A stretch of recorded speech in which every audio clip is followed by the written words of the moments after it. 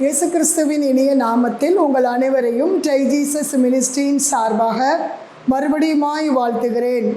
மீண்டும் உங்களை சந்திப்பதில் எனக்கு மிகுந்த சந்தோஷம். வாக்குத்தத்தத்துக்கு தானே காத்திருக்கிறீங்க? எடுத்து வாசிக்கலாமா? சங்கீதம் 37 அதிகாரம் 5வது வசனம். உன் வழியை கர்த்தருக்கு ஒப்புவித்து அவர் மேல் நம்பிக்கையாயிரு, அவரே காரியத்தை வாய்க்க பண்ணுவார். ஆண்டவரே உங்கள் காரியத்தை வாய்க்க பண்ணுவேன் என்று சொல்லி இந்த மாதத்தில் உங்களுக்கு அருமையான ஒரு வாக்குத்தத்தத்தை ஆண்டவர் கொடுக்கிறார். காரியத்தை வாய்க்க பண்ணுகிற தேவன் அவர்.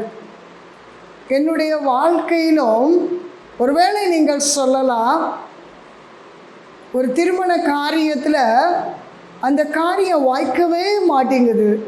என் பிள்ளையினுடைய வேலையில் பார்த்தா அந்த காரியம் வாய்க்கவே மாட்டேங்குது. ஒரு ப்ரமோஷனுக்கு நான் ட்ரை பண்ணால் அந்த காரியம் வாய்க்கவே மாட்டேங்குது. ஒரு வீடு கட்டலாம் அப்படின்னு சொல்லி யோசிக்கிறேன், ஆனால் அந்த காரியம் வாய்க்கவே மாட்டேங்குது என் வாழ்க்கையில் அப்படின்னு சொல்லி இன்றைக்கும் அன்பு சகோதர சகோதரிகளே, நீங்கள் சோர்ந்து போய் உக்காந்துருக்கிறீங்க இல்லையா? பாருங்கள், சில நேரங்களில் நீங்கள் சொல்லலாம், காரியம் முடிகிற மாதிரி வருது ஆனால் அப்படியே போயிடுது, வாய்க்க மாட்டேங்குது என் வாழ்க்கையில் அப்படின்னு சொல்லி இன்றைக்கும் நான் எவ்வளவோ செபிக்கிறேன், நான் எவ்வளவோ இந்த காரியத்திற்காக உபவாசிக்கிறேன், ஆனால் இந்த காரியம் வாய்க்க மாட்டுது அப்படின்னு சொல்லி இன்றைக்கும் ஒரு கலக்கத்தோடு ஒரு பயத்தோடு நீங்கள் அமர்ந்திருக்கிறீங்களா? பிரியமானவர்களே, இன்றைக்கும் உங்களுடைய வாழ்க்கையில் சில நேரங்களில் நீங்கள் யோசிக்கிறது உண்டு. என்ன தெரியுமா? எல்லாமே என்னுடைய வாழ்க்கையில் கர்த்தர் காரியத்தை வாய்க்க பண்ணுகிறார், ஆனால் இந்த காரியத்தில் மட்டும் அந்த காரியம் வாய்க்கவே மாட்டேங்குதே, ஏன்னு தெரியலையே. இதற்காக நீங்கள் செபிக்கிறீங்க, இதற்காண்டி பல நாட்கள் உபவாசிக்கிறீங்க, அநேகர் இடத்துல ப்ரேயர் ரெக்வெஸ்ட் கொடுத்து செபிங்கன்னு சொல்கிறீங்க. ஒரு கூடுகையில் இருக்கும் பொழுது நீங்கள் பெண்களாக செபிக்கிறீங்க, ஆனால் காரியம் வாய்க்க மாட்டேங்குது. ஆனால் இந்த மாதத்தில் ஆண்டவர் உங்களுக்கு கொடுத்திருக்கிற வாக்குத்தத்தம் அதுதான். காரியத்தை நான் வாய்க்க பண்ணுவேன் என்று அவர் உங்களுக்கு ஒரு வாக்காய் ஆண்டவர் சொல்லுகிறார். இந்த மே மாதத்தினுடைய வாக்குத்தத்தத்தை யார் யாரெல்லாம் விசுவாசிக்கிறீர்களோ அவர்கள் எல்லாருமே இந்த வசனத்தின்படி ஆண்டவர் காரியத்தை வாய்க்க பண்ணுவார். ஹல்லேலூயா. ஒருவேளை நீங்கள் சொல்லலாம், எல்லா காரியமும் நடந்துருதுங்க, நான் ஆண்டவர்கிட்ட செபிக்கிறேன், ஆண்டவரிடத்தில் உபாசித்து கேட்கும் பொழுது மற்ற காரியங்கள்லாம் எனக்கு கர்த்தர் உடனே செய்துடுறாரு, ஆனால் இந்த காரியத்தில் மட்டும் எனக்கு வாய்க்கவே மாட்டேங்குது அப்படின்னு சொல்லி இன்றைக்கும் செபித்து பல வருடங்கள் ஆகி இன்றைக்கும் உங்களுடைய இருதயம் சோர்ந்து போயிருக்கிறது.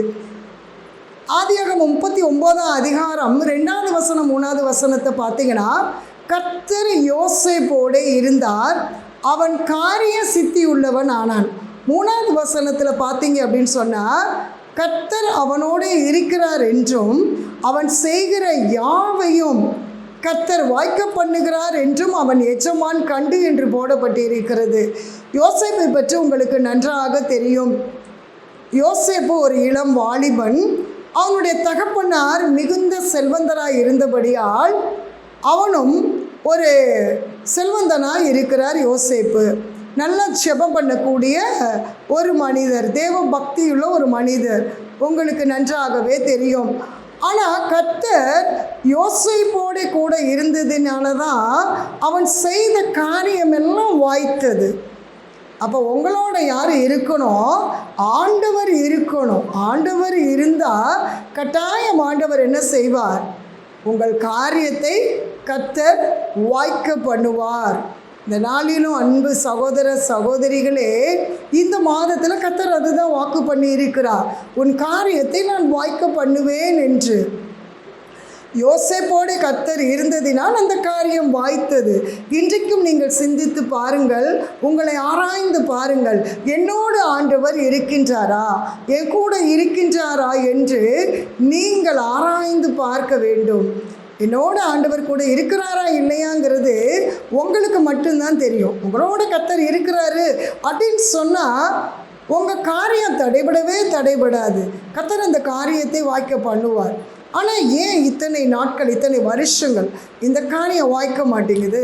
அப்போ உங்களோடு கர்த்தர் இருக்கிறாரா என்பதை நீங்கள் சோதித்து பார்க்க வேண்டும்.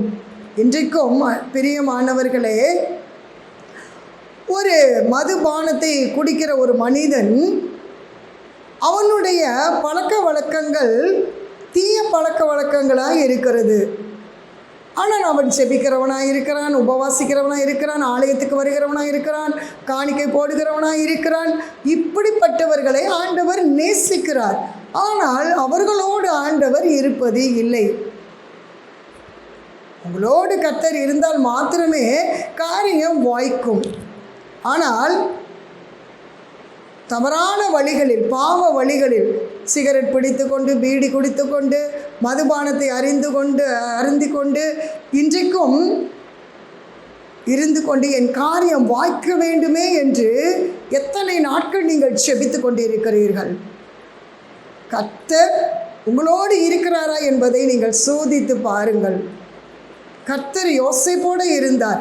அப்படி என்றால் உங்களோடும் கூட இருந்தால் கட்டாயம் கர்த்தர் காரியத்தை வாய்க்க பண்ணுவார். சங்கீதத்தில் பார்த்தீங்க அப்படின்னு சொன்னால் 1ஆவது அதிகாரத்தில் 2வது வசனம், கர்த்தருடைய வேதத்தில் பிரியமாய் இருந்து அவருடைய வேதத்தில் இரவும் பகலும் தியானமாய் இருக்கிற மனுஷன் பாக்கியவான்.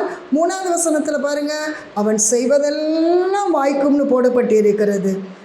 அப்போ இன்றைக்கும் பிரியமானவர்களே, கர்த்தருடைய வேதத்தை நம்ம நேசிக்கிறோமா? கர்த்தருடைய வேதத்தில் நம்ம பிரியமாக இருக்கிறோமா? நீங்கள் பிரியமாக இருக்கிறீங்களா? நீங்கள் அவரை நேசிக்கிறீங்க அப்படின்னு சொன்னால் அவருடைய வேதத்தை நீங்கள் வாசிப்பதற்கு ஒரு ஆசைப்படணும், ஒரு பிரியமாக இருக்கணும். அதே போல் அவருடைய வேதத்தை தியானிக்கிறோம். இன்றைக்கும் பார்த்தீங்க அப்படின்னு சொன்னால் அதிகாலையில் நீங்கள் எழுந்திரிச்சு நீங்கள் செபிக்கின்ற போது அதுதான் உங்களுக்கு மெடிடேஷன் டைமு, அதுதான் தியான நேரம். அப்போ அவருடைய வேதத்தை என்ன செய்யணும்? நீங்கள் தியானிக்க தியானிக்க தியானிக்க தியானிக்க கர்த்தர் உங்களோடு பேச ஆரம்பிப்பார். அப்படிப்பட்டவர்கள் காரியம்தான் வாய்க்கும் என்று வேதத்தில் தெளிவாய் போடப்பட்டிருக்கிறது. அன்பு சகோதர சகோதரிகளே, நீதிமொழிகள் 16ஆம் அதிகாரம் 33வது வசனத்தில் பார்த்தீர்கள் என்றால், சீட்டு மடியிலே போடப்படும், காரிய சித்தியோ கர்த்தரால் வரும் என்று போடப்பட்டிருக்கிறது. அப்போ காரிய சித்தி யாரால் வர வேண்டும்? ஆண்டவரால் தான் வர வேண்டும். ஆண்டவர் உங்கள் கூடயே இருந்தார் அப்படின்னு சொன்னால் நிச்சயமாய் அந்த காரியத்தை கர்த்தர் வாய்க்க பண்ணுவார். அல்லேலூயா. இன்றைக்கும் பிரியமானவர்களே, இன்றைக்கு இதில் 2 காரியம் கொடுக்கப்பட்டிருக்கிறது. ஒன்று, இந்த வாக்குத்தத்த வசனத்தில் முதலாவது, உன் வழியை கர்த்தருக்கு ஒப்புவித்து அவர் மேல் நம்பிக்கையாக இரு, அவரே காரியத்தை வாய்க்க பண்ணுவார். பாருங்கள், 2 காரியம். நீங்கள் சரியாக இருந்துட்டீங்க அப்படின்னு சொன்னால் இந்த மாதத்திற்குள்ளாகவே கர்த்தர் உங்கள் காரியத்தை வாய்க்க பண்ணுவார். எந்தெந்த காரியத்தில் தடையாக இருக்கிறதோ அந்த காரியத்தை எல்லாம் கர்த்தர் வாய்க்க பண்ணுவார். முதலாவது, உங்கள் வழியை கர்த்தரிடத்தில் ஒப்புவிக்க வேண்டும். உங்களுடைய வழிகள் தாறுமாறாக இருந்து கொண்டு நீங்கள் இஷ்டப்படி நடந்து கொண்டு நீங்களாக ஒரு வழியில் போய்கொண்டு, ஒருவேளை அந்த வழிகள் பாவ வழிகளாக இருக்கலாம், அநீதியின் வழிகளாக இருக்கலாம். அப்படிப்பட்ட வழியில் நீங்கள் போய்கொண்டு ஒருவேளை நீங்கள் ஜெபிக்கிறவர்களாக இருக்கலாம், உபவாசித்து ஜெபிக்கிறவர்களாக இருக்கலாம், நீங்கள் எப்பேற்பட்டவர்களாக இருக்கலாம்.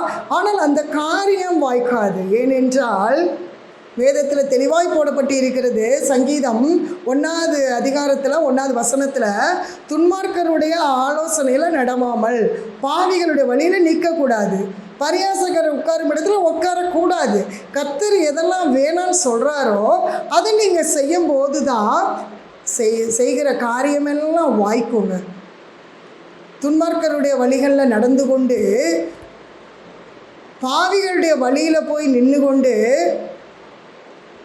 பரியாசக்காரர் உட்கார்ற இடம் எதுவோ அதில் போய் நீங்கள் உட்கார்ந்து கொண்டு இப்படியெல்லாம் செய்துட்டு சில நேரங்களில் ஊழல் செய்து கொண்டு லஞ்சம் வாங்கி கொண்டு இப்படியெல்லாம் துன்மார்க்கமான வழியில் போய்கொண்டு நீங்கள் எவ்வளோதான் செபித்தும் உபவாசித்தும் அந்த காரியத்தை கர்த்தர் வாய்க்க பண்ண முடியாது. என் அன்பு சகோதர சகோதரிகளே, இன்றைக்கும் நம்முடைய வழிகள் எப்படிப்பட்டதாக இருக்கிறது என்று யோசித்து பாருங்கள். உங்களுடைய வழிகள் கர்த்தருக்கு பிரியமுள்ளதாக இருக்கிறதா? அதைத்தான் ஆண்டவர் சொல்கிறாரு, உன் வழியை என்னிடத்தில் என்ன செய், ஒப்புவித்திரு, நீ ஒப்புக்கொடு என்று சொல்லுகிறான்.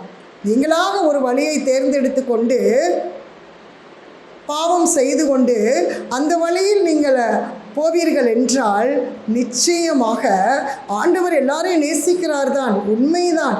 ஆனால் அதே சமயம் உங்களுடைய வழிகள் கர்த்தருக்கு பிரியமானதா? பிரியமாய் இருந்தால் நிச்சயமாகவே உங்களுடைய காரியம் வாய்க்கும். அதனால தான் சில பேருடைய குடும்பங்களில் பார்த்தீங்க அப்படின்னு சொன்னால் அந்த காரியம் தடைபட்டு கொண்டே இருக்கிறது. அப்படி என்றால் அந்த காரியத்தில் கர்த்தர் ஒரு தடையை போட்டு இருக்கிறார். ஏன் தெரியுமா? அதை நீங்கள் சரியாக அந்த காரியங்களை நீங்கள் சரிப்படுத்தும் பொழுது, சரிப்படுத்தும் வரையிலும் கர்த்தர் அந்த தடையை வைத்திருக்கிறார்.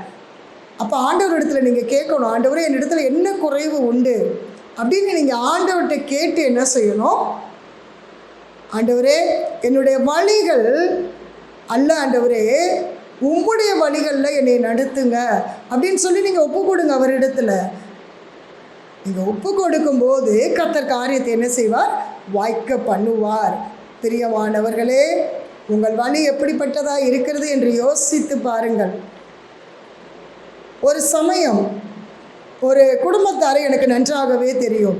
தன்னுடைய மகளினுடைய வேலைக்காக ஃபாரின் சான்ஸு நிச்சயமாக கிடைக்கும் என்று சொல்லி அநேக நாட்கள், அநேக மாதங்கள் செபித்து கொண்டே இருந்தார்கள், உபவாசித்து கொண்டே இருந்தார்கள். ஆனால் வருடங்கள் கடந்து கொண்டே போனது. ஒரு நாள் அந்த குடும்பத்தாரை நான் சந்திக்க நேர்ந்தது. அப்போ ஆண்டவரிடத்தில் கேட்டேன், ஆண்டவரே ஏன் இவர்களுக்கு இவ்வளோ பெரிய தடை இருக்கிறது? அந்த காரியத்தை முயற்சி எடுத்தும் அதை பெற்றுக்கொள்ளாமல் இருக்கிறார்களே, இந்த காரியம் வாய்க்காமலே இருக்கிறது, என்ன காரணம் என்று. ஆண்டவர் சொல்லுகிறார், ஆடம்பரத்தினால் இந்த குடும்பத்தார் கடன் வாங்கி இன்றைக்கும் எனக்கு பிரியமில்லாத காரியத்தை செய்து கொண்டே இருப்பதினால் இந்த காரியம் வாய்க்கவில்லை என்று சொன்னார். நான் ஒரு முறை அந்த சகோதரியிடம் பேசினேன். ஆனால் அவர்கள் கேட்கிற மாதிரியே அவர்கள் இல்லை. இன்னைக்கு வரைக்கும் அந்த சகோதரி அந்த காரியத்தை பெற்றுக்கொள்ள முடியவில்லை. ஏன் தெரியுமாங்க? நம்மளிடத்தில் ஒரு குறைவு உண்டு. தேவனுக்கு பிரியமில்லாத காரியங்களை செய்து நம்முடைய வழிகளில் இஷ்டப்படி நடந்து தாறுமாறான வழிகளில் நாம் கடந்து போய் நம் காரியத்தை பெற்றுக்கொள்ள முடியாது. காரியம் வாய்க்காது. எப்பொழுது நீங்கள் அந்த குறைவை ஆண்டவரிடத்தில் ஒப்பு கொடுத்து, ஆண்டவரே இந்த குறைவின் இடத்தில் உண்டு என்று சொல்லி நீங்கள் சரிப்படுத்தும் பொழுது உடனே கர்த்தர் காரியத்தை வாய்க்க பண்ணுவார். ஆகையால் பிரியமானவர்களே, உங்கள் வழி வேறு விதமாக இருந்து நீங்கள் எவ்வளவு செபித்து உபவாசித்தாலும் அந்த காரியம் வாய்க்காது. உங்கள் வழிகளை நீங்கள் தேவனிடத்தில் ஒப்புவிக்கும் பொழுது தான் அந்த காரியம் வாய்க்கும். இரண்டாவது, அவர் மேல் நம்பிக்கையாக இருக்க வேண்டும். உங்கள் வழிகளை நீங்கள் ஆண்டவரிடத்தில் கொடுத்துவிட்டு அவர் மேல் நீங்கள் நம்பிக்கையாக இருக்க வேண்டும், அவரை விசுவாசிக்க வேண்டும். ஆண்டவரே என்னுடைய வழியை உம்மிடத்தில் நான் ஒப்பு கொடுத்து விட்டேன், ஆண்டவரே உண்மையில நான் விசுவாசமாக இருக்கிறேன் என்று ஆண்டவர் மேலே நீங்கள் விசுவாசம் உள்ளவர்களாக இருங்க. கர்த்தர் இந்த மாதம் முடிவதற்குள்ளாக கர்த்தர் தடைப்பட்ட காரியத்தை வாய்க்க பண்ணுவார். ஹல்லேலூயா. ஆகையினால பிரியமானவர்களே, உங்கள் வழியை கர்த்தரிடத்தில் ஒப்பு கொடுத்துருங்க, அவர் மேலே நம்பிக்கையாக இருங்க. இந்த மாதத்தில் ஒரு பெரிய அற்புதத்தை ஆண்டவர் உங்கள் வாழ்க்கையில் செய்வார். உங்கள் காரியத்தை வாய்க்க பண்ணுவார். ஹல்லேலூயா. ஆகையால் இதை பார்த்து கொண்டு இருக்கிற ஒவ்வொரு சகோதர சகோதரிகள் யாராக இருந்தாலும் சரி, இந்த மாதத்திற்குள்ளாக நீங்கள் உங்கள் வழிகளை கர்த்தரிடத்தில் கொடுக்கும் பொழுது, அவர் மேல் நீங்கள் நம்பிக்கையாக இருக்கும் பொழுது, நிச்சயமாகவே இந்த மாதம் முடிவதற்குள்ளாக கர்த்தர் உங்கள் காரியத்தை எல்லாம், இத்தனை வருஷம் நீங்கள் ஜெபிச்சிருக்கிறீங்களே, இத்தனை வருஷம் உபவாசித்திருக்கிறீங்களே, அதற்கெல்லாம் கர்த்தர் இந்த மாதத்திற்குள்ள ஒரு பலனை கொடுத்து அந்த காரியத்தை வாய்க்க செய்து உங்கள் தலைகளை கர்த்தர் உயர்த்துவார். ஆகையினால இந்த வாக்குத்தத்தம் இந்த மாதம் உங்களுடைய வாழ்க்கையில் நிறைவேறும். நம்ம அப்படியே தலைகளை தாழ்த்தி ஜெபம் செய்வோமா? எங்களை அதிகமாக நேசிக்கிற எங்கள் அன்பின் தகப்பனே, இந்த அருமையான நேரத்திலும் சுவாமி இயேசுவே, இந்த நாளிலும் கொடுக்கப்பட்ட வாக்குத்தத்தம் ஆண்டவரே அப்பா, காரியத்தை வாய்க்க பண்ணுகிற தேவன் ஆண்டவரே, இத்தனை வருஷம் 10 வருஷம் 5 வருடம் 3 வருடம் 2 வருடம் ஆண்டவரே 7 வருடம் ஆண்டவரே காத்திருந்து ஆண்டவரே செபித்து உபவாசித்தும் என்னுடைய வாழ்க்கையில் பலனே இல்லையே, என் காரியம் வாய்க்கவே மாட்டேதேன்னு சொல்லுகின்ற ஒவ்வொரு ஆண்டவரே தகப்பனே சகோதர சகோதரிகளுக்கும் ஆண்டவரே இதை பார்த்து கொண்டு இருக்கிற ஒவ்வொருவருக்கும் சுவாமி அவருடைய வழிகளை கர்த்தர் ஆண்டவரே சீர்படுத்தி சரிப்படுத்தி ஆண்டவரே அவர்களுக்கு காரியத்தை வாய்க்க பண்ணும்படியாய் செபிக்கிறோம் சுவாமி. ஆண்டவரே இந்த மாதத்திற்குள்ளாகவே ஆண்டவரே அப்பா இந்த அற்புதத்தை செய்து அவருடைய காரியத்தை வாய்க்க செய்து ஆண்டவரே வெட்கப்பட்ட இடத்திலே அவருடைய தலைகளை கர்த்தர் உயர்த்தும்படியாய் செபிக்கிறோம் சுவாமி. ஆண்டவரே இதை பார்த்து கொண்டிருக்கிற ஒவ்வொருவருடைய வாழ்க்கையிலும் ஆண்டவரே அப்பா இத்தனை வருஷம் தடைப்பட்டு இருந்தது சுவாமி. ஆண்டவரே அந்த தடைகளெல்லாம் உடைத்து ஆண்டவரே காரியத்தை வாய்க்க பண்ணி ஆண்டவரே நான் கர்த்தர் என்பதை ஆண்டவரே தகப்பனே பிறர் அறிந்து கொள்ளும்படியாய் உம்முடைய நாமம் மகிமைப்படுவதாக சுவாமி. ஆண்டவரே தகப்பனே அன்றைக்கு அந்த ஆண்டவரே போத்திபார் ஆண்டவரே அப்பா யோசேப்போடு கர்த்தர் இருந்தார் ஆண்டவரே என்று கண்டு ஆண்டவரே தகப்பனே அவ்வளவு ஆச்சரியப்பட்டார் சுவாமி. அவன் செய்த காரியமெல்லாம் வாய்த்தது என்று ஆண்டவரே அந்த எஜமான் பார்த்து ஆச்சரியப்பட்டாரே சுவாமி. ஆண்டவரே இந்த நாளிலும் சுவாமி பிள்ளைகளுக்கு காரியத்தை வாய்க்க பண்ணி ஒரு அற்புதத்தை செய்வீராக. ஆசீர்வதியும் பலப்படுத்தும். மீட்பர் இயேசு மூலம் ஜெபிக்கிறோம் எங்கள் ஜீவனுள்ள நல்ல தகப்பனே. ஆமென் ஆமென்.